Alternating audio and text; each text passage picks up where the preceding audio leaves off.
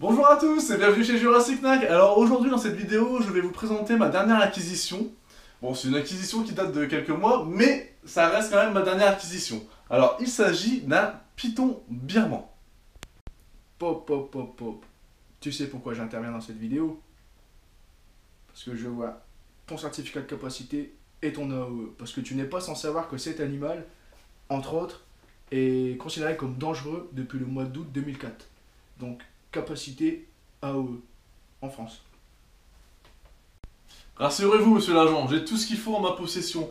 Car il est vrai que depuis août 2004, ce serpent est considéré comme dangereux de par sa taille. Alors il faut être effectivement capacitaire et avoir aussi une autorisation d'ouverture d'établissement si l'on veut maintenir un spécimen tel que celui-ci. Voilà pour la petite parenthèse législative. Alors le python birman.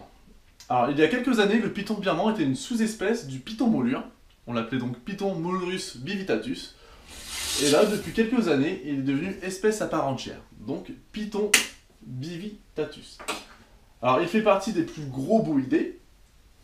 Parce que adulte, c'est un serpent qui peut atteindre jusqu'à 5-6 mètres. En tout cas pour les grosses femelles.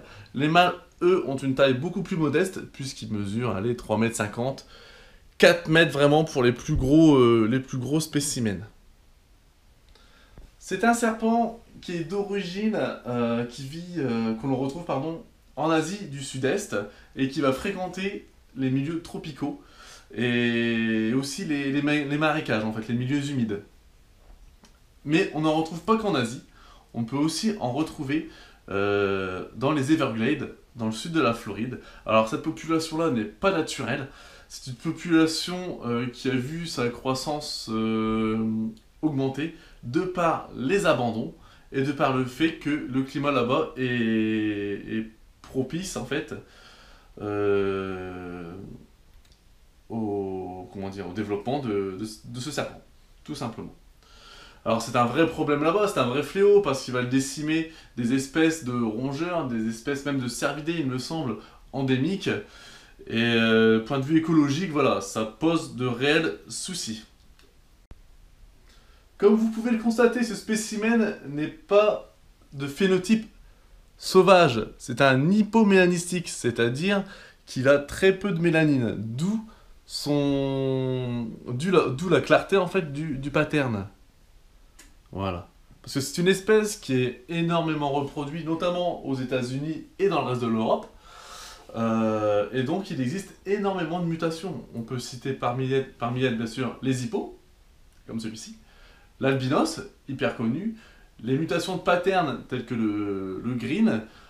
J'ai même vu récemment du pitbull et même du skyless. Donc voilà, donc c'est une espèce qui est quand même bien reproduite, dont on connaît très bien la maintenance, et on peut retrouver pas mal de mutations, à l'instar de son cousin, le python réticulé. Alors ce jeune spécimen est né en juillet 2018, vous voyez, il a un petit peu plus de 6 mois, et il mesure déjà plus d'1 mètre, je dirais. Donc voilà pour la présentation du python birman. Alors, une dernière chose, je le maintiens dans un terrarium pour le moment de 90 cm par 62 de profondeur sur 50 de haut, avec les températures adéquates, c'est-à-dire un peu 32 degrés au point chaud et 26 degrés au point froid. On va laisser tranquillement retourner dans son habitat. Alors si vous avez apprécié cette petite vidéo, n'hésitez pas à la partager et à la liker. Et quant à nous, on se retrouve bientôt sur la page Facebook Jurassic Knack. A bientôt les amis.